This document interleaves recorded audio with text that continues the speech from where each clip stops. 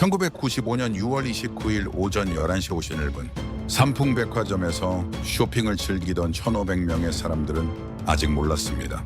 20초 후 자신들이 서 있는 5층 건물이 모래성처럼 무너질 것이라는 사실을. 대한민국 평시 최악의 참사였습니다.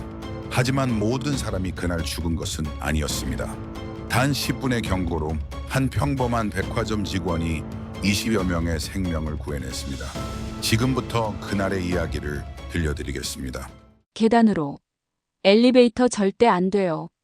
미영의 목소리는 공포로 떨렸지만 그 어느 때보다 단호했습니다. 손에 들고 있던 쇼핑백을 내던진 채 엘리베이터를 향해 걸어가던 30대 부부의 팔을 붙잡으며 그녀는 간절히 외쳤습니다.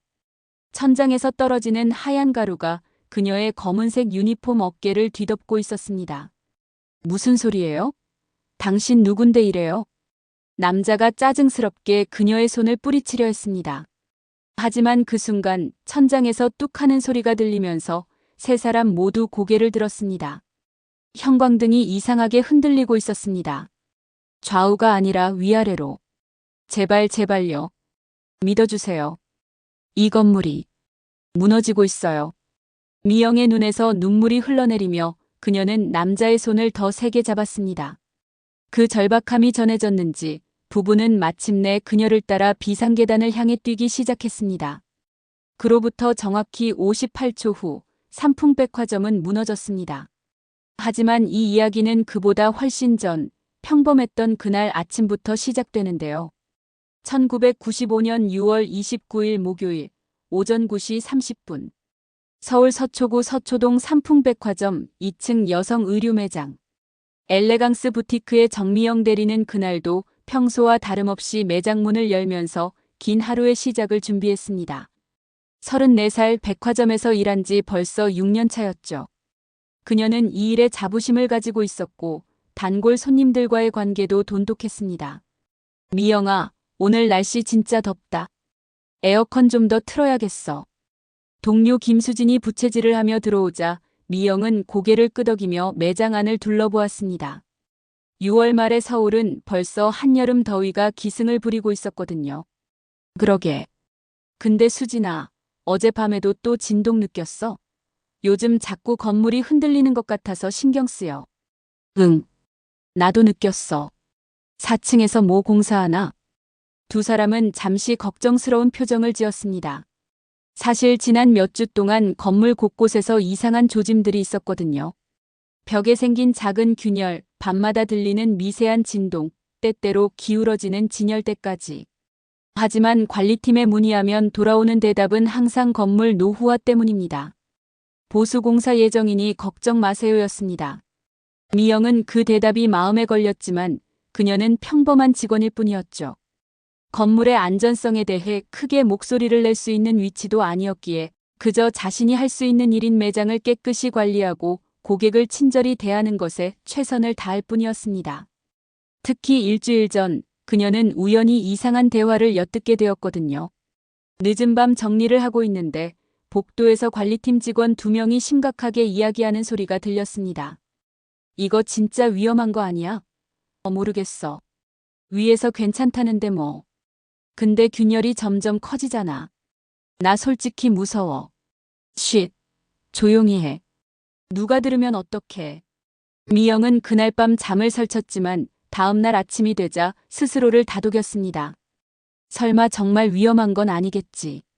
내가 너무 예민한가. 백화점이 문을 열자 목요일 아침이라 그리 붐비지는 않았지만 곧 점심시간이 되면 직장인들과 주부들로 가득 찰 것이었습니다. 미영은 새로 입고된 여름 블라우스를 정리하며 하루를 시작했습니다. 어머, 이거 예쁘다. 얼마예요? 첫 손님인 50대 중반쯤 되어 보이는 우아한 여성이 흰색 블라우스를 집어들자 미영은 환한 미소를 지으며 다가갔습니다. 안녕하세요. 그 제품은 이태리 수입 원단으로 만든 프리미엄 라인입니다. 15만 9천 원이고요. 지금 여름 시즌 세일 중이라 20% 할인. 그때였습니다. 덜컹하는 소리와 함께 진열대가 살짝 흔들리면서 미영과 손님 그리고 수진이 동시에 고개를 들었죠. 지진인가요? 손님이 불안한 표정으로 물었습니다. 아닙니다. 위층에서 뭔가 작업하나 봐요. 죄송합니다. 미영은 재빨리 대답했지만 마음 한구석이 불편했습니다. 평소보다 흔들림이 더 크게 느껴졌기 때문입니다. 하지만 손님을 안심시켜야 했죠. 손님이 블라우스를 구매하고 떠난 후 미영은 수진에게 작게 말했습니다. 수진아, 나 좀 이상해. 오늘 유독 건물이 더 많이 흔들리는 것 같지 않아? 그러게. 나도 그런 느낌이야. 관리실에 전화해볼까? 응. 해봐. 나는 매장 한 바퀴 점검하고 올게. 미영은 매장을 나와 2층 복도를 천천히 걸으며 주변을 살폈습니다. 하루에 두세 번씩 매장 주변을 점검하는 것이 그녀의 습관이었는데요.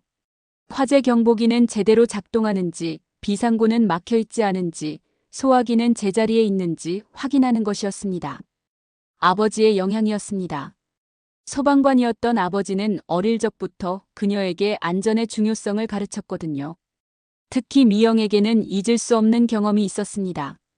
12살 때 친구들과 함께 갔던 놀이공원에서 신나게 탔던 놀이기구가 갑자기 고장이 나면서 30분 넘게 공중에 매달려 있어야 했던 일이었죠.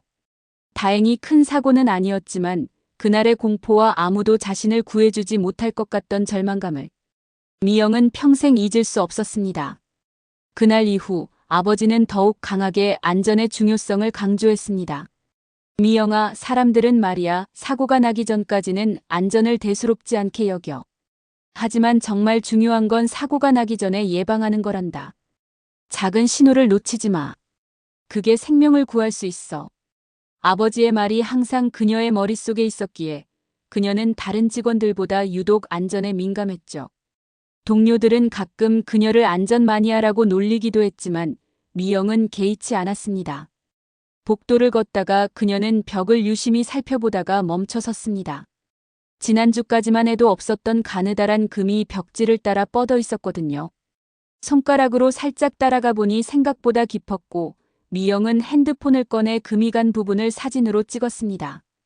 당시만 해도 핸드폰 카메라는 흔하지 않았지만 그녀는 최신 모델을 쓰고 있었기에 나중에 관리팀에 보고할 증거로 남겨두려는 생각이었죠. 그때 3층에서 쿵하는 둔탁한 소리가 천장을 뚫고 들려왔습니다. 뭔가 무거운 게 떨어진 것 같았는데 순간적으로 그녀의 심장이 빠르게 뛰기 시작했습니다. 아니야, 괜찮아. 그냥 못 떨어뜨린 거겠지. 스스로를 안심시키며 매장으로 돌아왔습니다. 수진이 전화를 끊으며 고개를 가로저었습니다. 관리실에서 별 문제 없대. 에어컨 시설 점검 중이라 약간 진동이 있을 수 있다나 뭐래. 그래? 근데 나 방금 복도벽에 금 간 거 봤어. 꽤 크더라. 진짜? 언제부터? 지난주엔 없었는데. 최근에 생긴 것 같아. 두 사람은 잠시 침묵했습니다. 불안했지만 그렇다고 당장 뭘 할 수 있는 것도 아니었습니다. 관리팀에서 괜찮다고 했으니 믿을 수밖에 없었죠. 하지만 미영은 석연치 않아서 가방에서 작은 노트를 꺼냈습니다. 평소 업무 메모용으로 쓰던 것이었는데 펜을 들어 적기 시작했습니다. 오전 10시 진열대 흔들림, 평소보다 심함. 오전 10시 20분 복도 벽균열 발견, 사진 촬영. 일종의 기록이었습니다. 아버지가 항상 강조했던 것 중 하나가 바로 기록이었거든요. 오전 11시가 되자 손님들이 하나둘 늘어나기 시작했고 미영은 고객 응대에 집중했습니다. 한 젊은 여성이 데이트룩을 골라달라고 하자 그녀는 정성껏 몇 가지 코디를 제안했습니다. 이 원피스에 이 가디건을 걸치시면 정말 예쁘실 것 같아요. 피팅룸에서 한번 입어보시겠어요? 네, 좋아요. 손님이 옷을 들고 피팅룸으로 향하는 순간 또다시 덜컹 소리와 함께 바닥이 흔들렸습니다. 이번엔 확실히 더 크게 느껴졌는데요. 진열대 위에 액세서리 몇 개가 바닥에 떨어지면서 손님이 놀라서 멈춰 섰습니다. 어머. 미영은 순간 당황했지만 재빨리 미소를 지으며 떨어진 액세서리를 주워 담았습니다. 괜찮습니다. 제가 다시 정리할게요. 피팅룸 사용하세요. 하지만 손님은 불안한 표정으로 주위를 둘러보며 물었습니다. 저기, 건물이 좀 이상한 것 같은데요? 괜찮은 거죠? 네네. 위층 공사 때문에 그래요. 걱정 마세요. 미영은 최대한 안정적인 목소리로 대답했지만 그녀 자신도 확신할 수 없었습니다. 손님이 피팅룸에 들어간 후 그녀는 수진을 불렀습니다. 수진아, 이거 진짜 심각한 것 같아. 내가 직접 관리실 가볼게. 미영아, 괜찮아. 관리실에서 문제 없다잖아. 너 요즘 너무 예민한 거 아니야? 수진의 말이 맞을 수도 있었습니다. 실제로 미영은 요즘 스트레스를 많이 받고 있었거든요. 어머니의 건강이 안 좋아서 병원비 걱정도 많았고 개인적으로도 여러 문제들이 있었습니다. 그래서 평소보다 더 예민해진 것일 수도 있었죠. 그래. 내가 좀 예민한가? 미영은 잠시 망설였습니다. 하지만 그 순간 12살 때의 기억이 떠올랐습니다. 놀이공원에서 놀이기구가 고장났을 때 관리자는 정기점검 다 받은 기구입니다. 안전합니다라고 말했었죠. 하지만 그건 거짓이었습니다. 나중에 밝혀진 바로는 그 놀이기구는 이미 몇 주 전부터 문제가 있었고 관리자는 그걸 알면서도 운영을 계속했던 것입니다. 아니야. 내 느낌이 맞아. 이건 그냥 공사 진동이 아니야. 미영의 목소리에는 확신이 담겨 있었습니다. 그녀는 앞치마를 벗으며 말했습니다. 10분만 다녀올게. 매장 좀 봐줘. 알았어. 조심해서 다녀와. 미영은 서둘러 복도로 나가 엘리베이터로 가려다가 문득 계단을 이용하기로 했습니다. 왠지 오늘은 엘리베이터가 꺼려졌거든요. 비상계단 문을 열자 평소 잘 사용하지 않는 곳이라 먼지가 쌓여 있었고 미영은 계단을 내려가면서 벽을 유심히 살폈습니다. 그리고 그녀는 충격적인 광경을 목격했습니다. 계단벽의 균열은 2층 복도에서 본 것보다 훨씬 심각했습니다. 손가락 2개가 들어갈 정도로 벌어진 곳도 있었는데요. 그리고 더 무서운 것은 그 균열 사이로 붉은색의 녹슨 철근이 보인다는 것이었습니다. 이건 진짜 위험한 거야. 미영의 온몸에 소름이 돋았습니다. 건축에 대해 전문가는 아니었지만 이 정도면 심각하다는 것은 알 수 있었습니다. 그녀는 급히 핸드폰을 꺼내 사진을 찍었는데 손이 떨려서 제대로 찍기도 어려웠죠. 1층에 도착해 관리실 문을 두드리자 30대 중반쯤 되어 보이는 남자 직원이 문을 열었습니다. 미영은 그를 알고 있었습니다. 김철수 씨. 관리팀에서 일한 지 1년 정도 된 직원이었죠. 저 2층 의류 매장 직원인데요. 건물 상태가 심상치 않은 것 같아서 왔습니다. 비상계단 벽에 균열이 너무 심해요. 철근까지 보이는데. 미영이 핸드폰으로 찍은 사진을 보여주자 김철수의 얼굴이 굳어지며 잠시 말을 잃은 듯 사진을 들여다봤습니다. 이건 어디서 찍으신 거예요? 2층과 1층 사이 비상계단이요. 방금 찍었어요. 김철수는 심각한 표정으로 뒤를 돌아보며 관리실 안쪽에 있던 50대 정도 되어 보이는 과장급 직원을 불렀습니다. 과장님, 이거 좀 보세요. 두 사람은 미영의 핸드폰을 들여다봤고 과장의 표정도 순간 굳어졌습니다. 그리고 그는 이상한 반응을 보이며 잠시 망설이더니 미영을 안으로 들어오라고 손짓했습니다. 잠깐 들어와 봐요. 미영이 관리실 안으로 들어가자 과장은 문을 닫고 작은 목소리로 말했습니다. 솔직히 말씀드리면 우리도 알고 있습니다. 건물에 문제가 있다는 거. 네. 그럼 왜? 위에서. 경영진에서 계속 영업하라고 했어요. 보수 공사하려면 비용이 너무 많이 든다고 지금 당장 문제될 건 아니라고. 미영은 믿을 수 없다는 표정으로 과장을 쳐다봤습니다. 그럼 이건 정말 위험한 거잖아요. 저희도 여러 번 보고했어요. 근데 본사에서는 계속 괜찮다고만 하고. 솔직히 저희도 무서워요. 근데 어떡해요, 직장인인데. 저도 먹고 살아야. 과장의 목소리는 떨리고 있었고 그는 진심으로 두려워하고 있었습니다. 김철수가 끼어들었습니다. 사실 오늘 아침에도 본사에 다시 보고 올렸어요. 옥상 냉각탑을 옮기는 작업 때문에 하중이 너무 심해진다고. 위험하니까 작업 중단하고 건물 전체 점검을 해야 한다고. 그래서요? 본사에서 뭐래요? 작업 계속 진행하라고. 전문가들이 계산해서 하는 건데 문제 없다고. 김철수의 목소리에도 분노와 두려움이 섞여 있었습니다. 미영은 충격을 받았습니다. 이건 단순히 노후화 문제가 아니었습니다. 경영진이 위험을 알면서도 비용 때문에, 영업 손실 때문에 무시하고 있었던 것입니다. 그럼 지금 당장 건물을 비워야 하는 거 아니에요? 그걸 우리가 어떻게? 우리는 그냥 관리팀이에요. 건물 전체를 폐쇄할 권한이 없어요. 그리고 만약 우리가 괜한 소란 피웠다가 나중에 아무 일도 안 생기면 우리가 책임져야 해요. 해고당할 수도 있고. 과장은 괴로운 표정을 지었습니다. 그도 딜레마에 빠져 있었던 것입니다. 미영은 분노가 치밀었지만 동시에 이해도 되었습니다. 이들도 평범한 직장인일 뿐이었으니까요. 하지만 그렇다고 이대로 둘 수는 없었습니다. 그럼 제가 할게요. 네. 제가 손님들한테 알릴게요. 위험하니까 나가라고. 그건 정미영 씨가 나중에 책임질 수 있어요? 만약 아무 일도 안 생기면 정미영 씨가. 상관없어요. 나중 일은 나중에 생각할게요.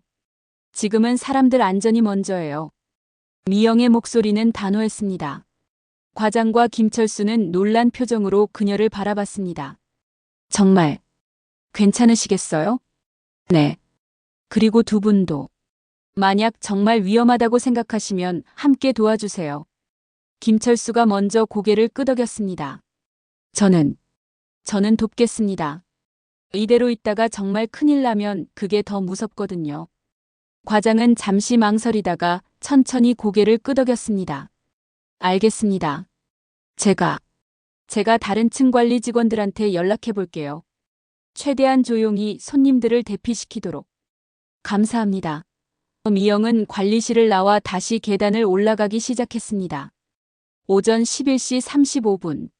그녀의 심장은 빠르게 뛰고 있었지만 머릿속은 오히려 차분해졌습니다. 할 수 있어. 나는 할 수 있어. 2층에 도착했을 때 또다시 건물이 흔들렸습니다. 이번엔 정말 심했습니다. 미영은 벽을 붙잡고 균형을 잡아야 했죠. 천장에서 먼지가 우수수 떨어지며 형광등이 크게 흔들렸습니다. 시간이 얼마 없어. 그녀는 매장으로 뛰어들어갔습니다. 수진이 놀란 표정으로 진열대를 붙잡고 있었고 손님들도 불안한 얼굴로 주변을 둘러보고 있었습니다. 미영아, 방금 그거 느꼈어? 이거 진짜 이상한 것 같아. 수진아, 들어. 지금부터 내 말 믿고 따라줘. 우리 지금 당장 손님들 대피시켜야 해. 무슨 소리야? 건물이 정말 위험해. 관리실에서도 인정했어. 경영진이 알면서도 숨기고 있었던 거야. 지금 당장 나가야 해. 수진의 얼굴이 창백해졌습니다. 진짜야? 그럼. 응. 패닉 일으키지 말고 조용히 하지만 빠르게. 손님들한테 안내해. 엘리베이터 말고 계단으로만. 두 사람은 즉시 움직이기 시작했습니다. 미영은 피팅룸에서 나온 손님에게 다가가 조용하지만 단호한 목소리로 말했습니다. 손님, 죄송하지만 지금 건물 밖으로 나가시는 게 좋을 것 같습니다. 네. 무슨 소리예요? 아직 입어보지도 못했는데. 저도 확실하진 않지만 안전을 위해서요. 계단으로 나가세요. 엘리베이터는 절대 타지 마시고요. 제발 부탁드립니다.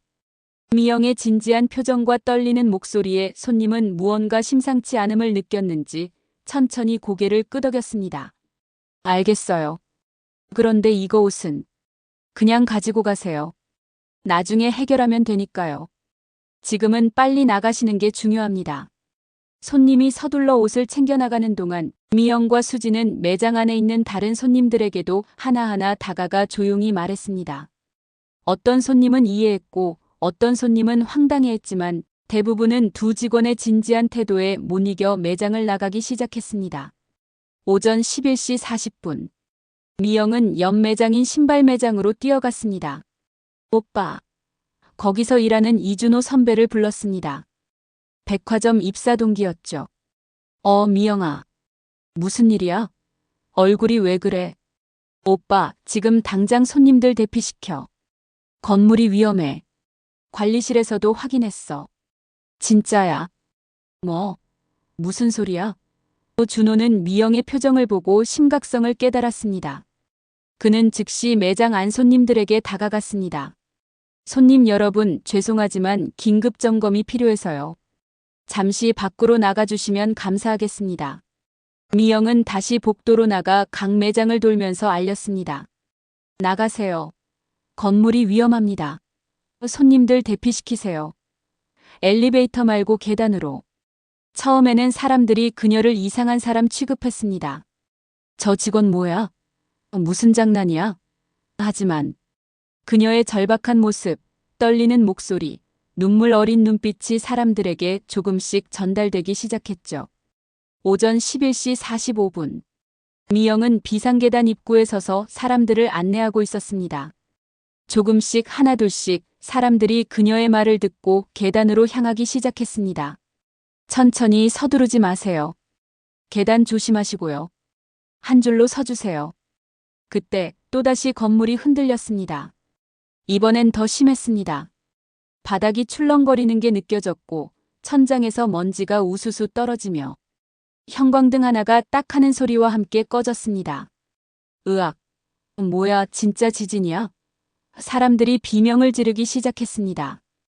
패닉이 시작되고 있었습니다. 진정하세요. 천천히 계단으로 내려가시면 됩니다. 미영이 큰 소리로 외쳤지만 그녀의 목소리는 사람들의 비명과 아우성에 묻혀버렸습니다. 그때 엘리베이터 쪽으로 향하는 사람들이 보였습니다. 서너 명의 사람들이 엘리베이터 버튼을 누르고 있었는데 그 중에는 어린아이를 아는 젊은 엄마도 있었습니다. 안 돼요. 미영이 그쪽으로 뛰어갔습니다. 엘리베이터 타시면 안 됩니다. 계단으로 가세요. 왜요? 계단보다 엘리베이터가 빠르잖아요. 애 안고 계단 내려가라고요? 젊은 엄마가 짜증스럽게 말했습니다. 건물이 흔들리고 있어요. 엘리베이터가 멈출 수도 있습니다. 제발 계단으로. 미영은 간절히 말했지만 그 순간 엘리베이터 문이 열렸습니다. 사람들이 우르르 몰려 들어가려는 순간 미영은 본능적으로 젊은 엄마의 팔을 붙잡았습니다. 제발요. 악이라도 생각해서 계단으로 가세요. 정말 위험합니다. 엄마는 미영의 눈을 봤습니다. 그 눈에 담긴 절박함과 진심이 전해졌는지 엄마는 천천히 고개를 끄덕이며 엘리베이터에서 물러났습니다. 하지만 다른 사람들은 이미 엘리베이터에 타버렸고 문이 닫히기 시작했습니다. 나오세요. 제발. 미영이 소리쳤지만 엘리베이터 문은 닫히고 말았습니다. 그녀는 가슴이 철렁 내려앉았습니다.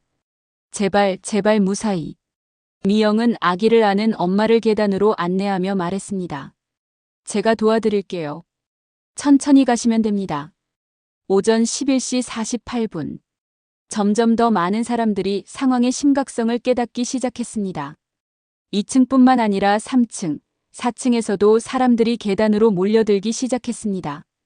계단은 금세 사람들로 가득 찼고 미영은 계단 입구에서 교통정리를 하고 있었습니다. 한 줄로 서세요. 밀지 마세요. 노약자와 아이들 먼저. 천천히 서두르지 마세요. 그녀의 옆에 수진이 와서 함께 도왔습니다. 미영아, 너 대단해. 나 겁나 떨려. 나도 떨려. 근데 지금은 이것밖에 할 수 없잖아. 두 사람은 서로를 보며 억지로 웃었지만 눈에는 두려움이 가득했습니다. 오전 11시 50분. 미영은 2층을 한 바퀴 돌면서 확인했습니다. 대부분의 손님들이 대피를 시작한 것 같았지만 아직도 몇몇 매장에는 사람들이 남아 있었습니다. 귀금속 매장에 들어갔을 때 그녀는 70대로 보이는 할머니 한 분을 발견했습니다. 휠체어에 앉아 계셨는데 매장 직원은 이미 대피한 듯 보이지 않았습니다. 할머니, 나가셔야 해요. 미영이 다급하게 말했습니다. 괜찮아, 아가씨. 나는 여기 있을게. 늙은이가 뭘. 안 됩니다. 위험해요. 저랑 같이 가셔야 해요. 미영은 할머니의 휠체어를 잡았지만 할머니는 고개를 저었습니다. 나는 나이가 많아. 어차피 살 날도 얼마 안 남았는데 뭐. 젊은 사람들이나 나가거라. 너 같은 아가씨들이 살아야지. 할머니. 미영의 눈에서 눈물이 흘렀습니다. 그녀는 할머니의 손을 꽉 잡았습니다. 제발요. 저랑 같이 나가요.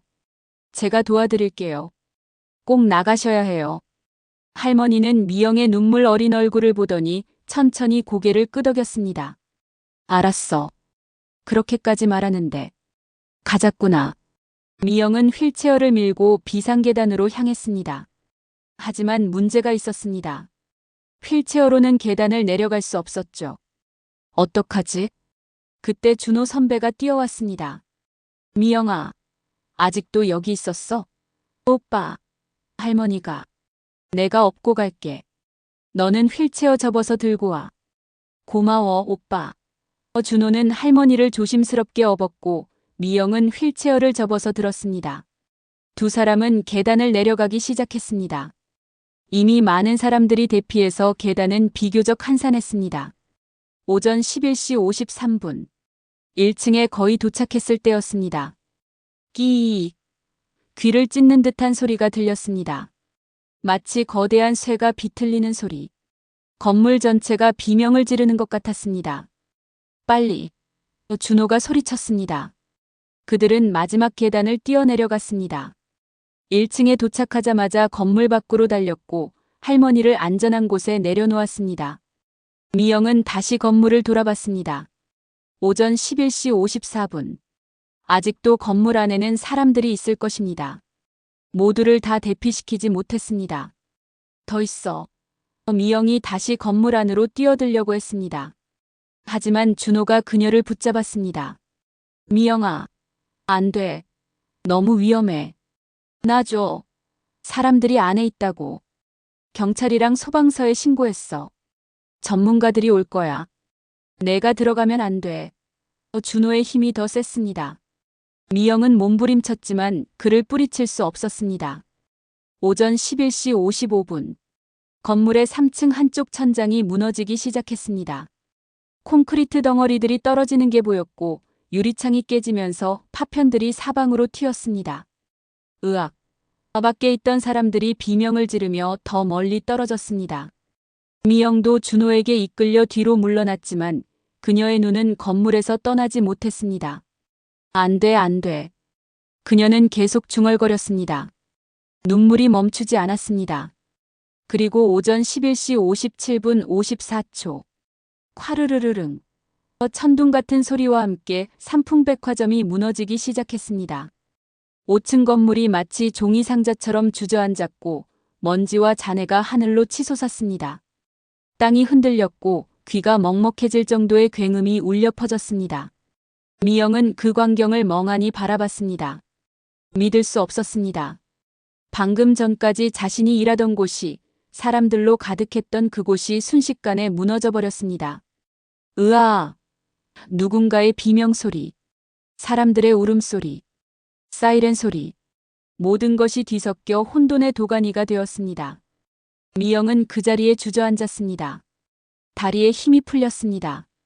준호가 그녀의 어깨를 잡았습니다. 미영아, 괜찮아. 너 덕분에 많은 사람들이 살았어. 너 정말 대단해. 하지만 미영은 대답할 수 없었습니다. 그저 무너진 건물을 바라보며 눈물만 흘렸습니다. 몇 분 전까지만 해도 그곳에 있던 사람들, 자신이 미처 경고하지 못한 사람들, 엘리베이터를 탄 사람들, 더 빨리 알렸어야 했는데, 더 강하게 경고했어야 했는데, 자책감이 밀려왔습니다. 곧 소방차와 구급차가 도착했습니다. 경찰도 왔습니다. 현장은 순식간에 아비규환이 되었고 구조 작업이 시작되었습니다. 미영은 응급요원에게 이끌려 구급차 옆에 앉았습니다. 담요를 받았고 물을 받았지만 그녀는 아무것도 할 수 없었습니다. 그저 멍하니 앉아있을 뿐이었습니다. 수진이 달려왔습니다. 미영아. 수진도 무사했습니다. 두 사람은 껴안고 울었습니다. 다행이야. 내가 있어서 다행이야. 수진이 울먹이며 말했습니다. 시간이 얼마나 흘렀을까? 1시간, 2시간. 미영은 그 자리에서 움직이지 못했습니다. 구조 작업을 지켜보고 생존자들이 나오기를 기도했습니다. 오후 2시쯤 한 기자가 그녀에게 다가왔습니다. 저기 실례지만 혹시 백화점 직원이신가요? 미영은 천천히 고개를 들었습니다. 네. 증언 좀 부탁드려도 될까요? 붕괴 직전 상황에 대해서요. 미영은 잠시 망설이다가 고개를 끄덕였습니다. 이것도 자신이 할 수 있는 일이었습니다. 진실을 알리는 것. 저는 정미영입니다. 2층 의류 매장에서 일했고요. 그녀는 떨리는 목소리로 그날 아침부터 있었던 일들을 설명하기 시작했습니다. 건물의 흔들림, 벽의 균열, 관리실에서 들은 충격적인 사실, 그리고 자신이 손님들을 대피시킨 과정을 말했습니다. 기자는 열심히 메모했습니다. 그럼 정미영 씨가 손님들을 직접 대피시키신 건가요?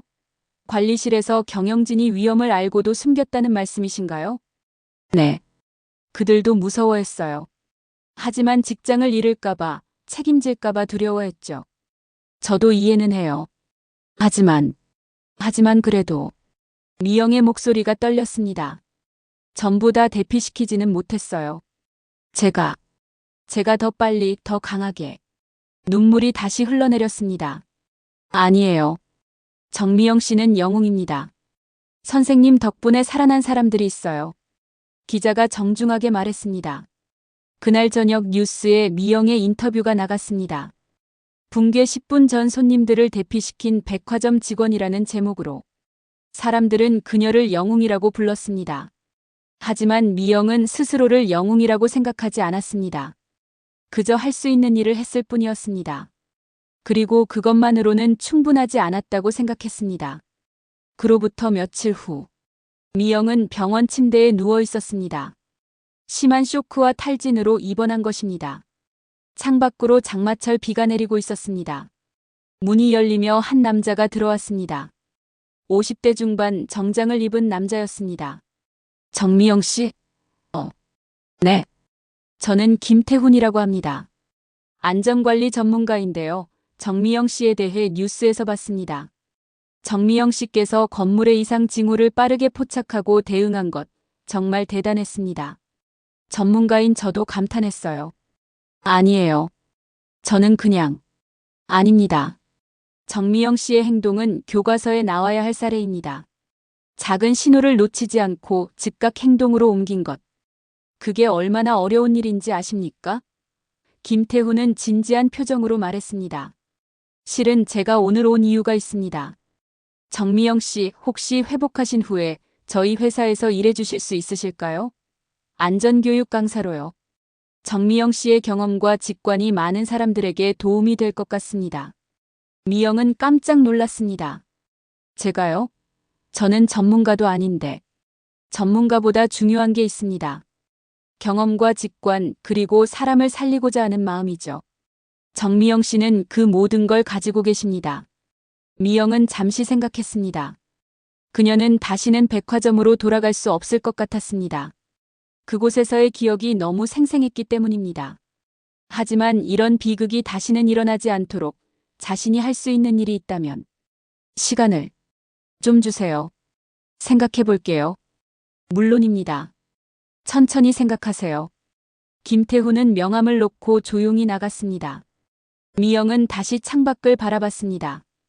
비는 계속 내리고 있었고 그녀의 눈에서도 눈물이 흘러내렸습니다. 그날 무너진 삼풍백화점에서는 502명이 사망했고 937명이 부상을 입었습니다. 대한민국 역사상 최악의 건축물 붕괴 사고였습니다. 하지만 미영이 대피시킨 2층의 사상자는 다른 층에 비해 현저히 적었습니다. 약 20여 명의 사람들이 그녀의 경고 덕분에 목숨을 건졌습니다. 2주 후 미영은 퇴원했습니다. 집으로 돌아가는 길에 그녀는 삼풍백화점 터를 지나갔습니다. 이제 그곳은 잔해만 남은 공터였고 추모 공간이 마련되어 있었으며 사람들이 꽃을 놓고 가고 있었습니다. 미영도 꽃을 한 다발 샀습니다. 그리고 추모 공간에 놓으며 조용히 기도했습니다. 미안해요. 제가 더 많은 사람들을 구하지 못해서. 하지만 약속할게요. 이런 일이 다시는 일어나지 않도록 제가 할 수 있는 모든 것을 하겠습니다. 그녀는 김태훈의 명함을 꺼냈습니다. 그리고 결심했습니다. 다음 날 미영은 김태훈에게 전화를 걸었습니다. 정미영입니다. 그 제안 받아들이고 싶습니다. 정말입니까? 잘 결정하셨습니다. 대신 조건이 있어요. 저는 단순히 이론만 가르치고 싶지 않아요. 현장에 직접 가서 실제 건물들의 안전을 점검하고 사람들에게 실질적인 안전수칙을 알려주고 싶어요. 김태훈은 잠시 침묵했다가 말했습니다. 좋습니다. 그렇게 하시죠. 정미영 씨가 원하시는 방식으로 일하세요. 그로부터 1년 후, 미영은 전국을 돌아다니며 안전교육을 하고 있었습니다. 학교, 회사, 백화점, 대형 건물. 어디든 그녀를 필요로 하는 곳이면 갔습니다. 어느 날 그녀는 한 대형 쇼핑몰에서 강의를 하고 있었습니다. 강의실에는 그곳 직원들이 가득 앉아 있었습니다. 여러분, 안전은 거창한 게 아닙니다. 작은 신호를 놓치지 않는 것. 그게 시작입니다. 미영은 자신의 경험을 이야기했습니다. 그날의 작은 균열, 미세한 흔들림, 천장에서 떨어지는 먼지. 그리고 그것들이 어떻게 큰 재앙의 전조였는지를 설명했습니다. 저는 전문가가 아니었습니다. 하지만 제 본능이 말했죠. 뭔가 잘못되고 있다고. 여러분도 마찬가지입니다. 전문가가 아니어도 괜찮아요. 이상하다는 느낌이 들면 그게 바로 신호입니다. 절대 무시하지 마세요. 강의가 끝난 후 한 젊은 여직원이 다가왔습니다. 선생님, 사실 요즘 우리 건물 지하주차장 기둥에 금이 간 것 같아요. 관리팀에 말했는데 별 문제 없다고 하더라고요. 근데 계속 신경 쓰여서. 미영은 즉시 반응했습니다. 지금 가봅시다. 같이 확인해요. 두 사람은 지하주차장으로 내려가 직원이 가리킨 기둥을 살펴봤습니다. 정말로 가느다란 균열이 있었는데요. 미영은 기둥을 자세히 살펴보고 핸드폰을 꺼내 사진을 찍었습니다. 이거 심각할 수 있어요. 당장 전문가 불러서 정밀 검사해야 합니다. 관리팀에서 괜찮다고 했다고요? 제 말을 듣고 당장 건물주에게 연락하세요. 이건 장난이 아니에요. 미영의 단호한 말에 직원은 고개를 끄덕였고 결과적으로 그 기둥은 하중을 견딜 수 없는 상태였습니다. 즉각 보수공사가 진행되었고 큰 사고를 미연에 방지할 수 있었습니다. 그 직원은 나중에 미영에게 감사 편지를 보냈습니다. 선생님 덕분에 우리 건물이 안전해졌어요. 선생님이 아니었다면 큰 사고가 날 뻔했어요. 정말 감사합니다. 미영은 그 편지를 읽으며 미소 지었습니다. 그래, 이거야. 이게 내가 해야 할 일이야. 10년이 흘렀습니다. 2005년. 미영은 이제 전국적으로 유명한 안전 전문가가 되어 있었습니다.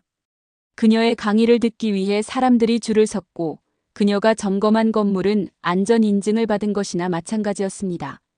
하지만 그녀는 여전히 매년 6월 29일이 되면 삼풍백화점 터를 찾았습니다. 꽃을 놓고 기도했습니다. 그날도 그녀는 추모 공간에 서 있었습니다. 이제 그곳에는 추모공원이 조성되어 있었습니다. 미영아. 뒤에서 누군가 불렀습니다. 돌아보니 수진이었습니다. 그녀도 매년 이날이면 이곳을 찾았습니다. 수진아. 두 사람은 껴안았습니다. 너 덕분에 나 살았어. 정말 고마워. 아니야. 우리 다 같이 살아남은 거야. 미영아, 너 정말 자랑스러워. 내가 하는 일 보면 정말 대단해. 고마워. 근데 나는 그냥 당연한 일을 하는 것뿐이야. 두 사람은 나란히 서서 추모비를 바라봤습니다. 거기에는 502명의 이름이 새겨져 있었습니다. 이분들이 헛되이 돌아가시지 않도록 우리가 기억하고 배워야 해. 미영이 조용히 말했습니다. 그래. 다시는 이런 일이 없도록. 2025년. 미영은 이제 64살이 되었습니다. 여전히 현역으로 활동하고 있었고 그녀의 제자들이 이제 전국 곳곳에서 안전관리자로 일하고 있었습니다. 어느 날 그녀는 한 대학교에서 특강을 하고 있었습니다. 청중 중에는 건축학과 학생들이 많았습니다. 여러분이 짓게 될 건물은 단순한 구조물이 아닙니다. 사람들의 삶이 담긴 공간입니다. 절대 안전을 소홀히 하지 마세요. 미영은 여전히 열정적이었습니다. 저는 30년 전 삼풍백화점 붕괴를 겪었습니다. 그날의 기억은 지금도 생생합니다. 그리고 그날 이후로 저는 다짐했습니다. 다시는 이런 비극이 일어나지 않도록 제가 할 수 있는 모든 것을 하겠다고. 그녀는 학생들을 둘러봤습니다. 여러분도 마찬가지입니다. 여러분이 만들 건물에서 사람들이 안전하게 생활할 수 있도록 항상 안전을 최우선으로 생각하세요. 그게 건축가의 의무입니다. 강의가 끝난 후 한 학생이 다가왔습니다. 교수님, 사실 교수님 덕분에 저희 엄마가 살았어요. 네. 1995년 삼풍백화점에서요. 저희 엄마가 그날 2층에서 쇼핑하고 계셨대요. 그때 교수님이 대피하라고 해서 나왔다고. 그래서 살았어요. 그리고 6개월 후에 제가 태어났고요. 학생은 눈물을 글썽이며 말했습니다. 교수님 아니었으면 저는 이 세상에 없었을 거예요. 정말 감사합니다. 미영의 눈에서도 눈물이 흘렀습니다. 그녀는 학생을 꼭 껴안았습니다. 고마워요. 이렇게 찾아와줘서.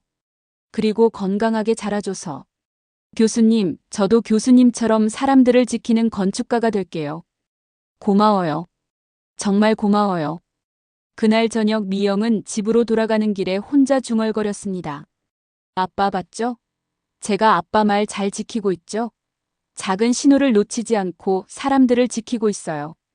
하늘을 올려다보니 별이 반짝이고 있었습니다. 소방관이었던 아버지는 10년 전에 돌아가셨지만 그의 가르침은 여전히 미영의 가슴 속에 살아 있었습니다. 에필로그 2026년 6월 29일 삼풍백화점 붕괴 31주기 추모식. 미영은 추모공원에 서 있었습니다. 이제 그녀의 머리는 완전히 하얗게 새었지만 눈빛만은 여전히 날카로웠습니다. 그녀의 옆에는 많은 사람들이 서 있었습니다. 그날 함께 대피했던 동료들, 그녀의 제자들, 그리고 그녀 덕분에 살아남은 사람들과 그들의 가족들. 한 방송국에서 다큐멘터리를 찍고 있었습니다. 삼풍백화점 붕괴 30년 그날의 영웅들이라는 제목으로. 카메라 앞에서 미영은 말했습니다. 저는 영웅이 아닙니다. 그냥 제가 할 수 있는 일을 했을 뿐입니다. 진짜 영웅은 그날 돌아가신 분들입니다. 그분들의 희생이 헛되지 않도록 우리가 더 안전한 사회를 만들어야 합니다. 그날의 경험이 정미영 씨의 인생을 바꿨나요? PD가 물었습니다. 네. 완전히 바뀌었죠. 저는 원래 평범한 백화점 직원이었습니다. 하지만 그날 이후로 제 인생의 목표가 생겼습니다. 사람들을 지키는 것. 안전한 환경을 만드는 것. 후회하시나요? 더 많은 사람을 구하지 못한 것? 매일 후회합니다. 하지만 그 후회가 저를 움직이게 하는 힘입니다. 다시는 그런 비극이 일어나지 않도록 제가 할 수 있는 모든 것을 하게 만드는 힘이죠. 미영은 추모비를 바라봤습니다. 그날 돌아가신 분들에게 매년 약속합니다. 여러분의 희생을 헛되게 하지 않겠다고. 더 안전한 세상을 만들겠다고. 촬영이 끝나고 미영은 혼자 추모비 앞에 섰습니다. 그리고 조용히 기도했습니다. 부디 편히 쉬세요. 제가 계속 지켜가겠습니다. 이런 비극이 다시는 일어나지 않도록.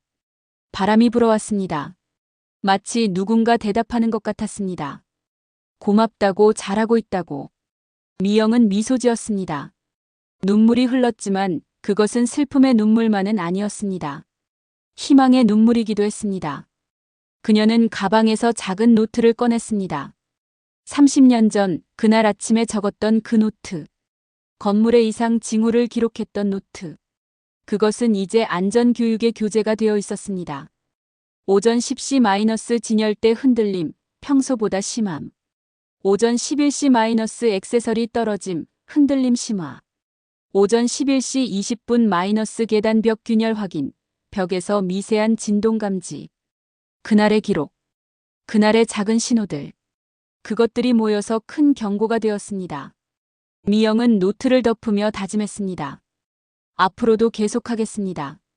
작은 신호를 놓치지 않고 사람들에게 경고하고 더 안전한 세상을 만들겠습니다.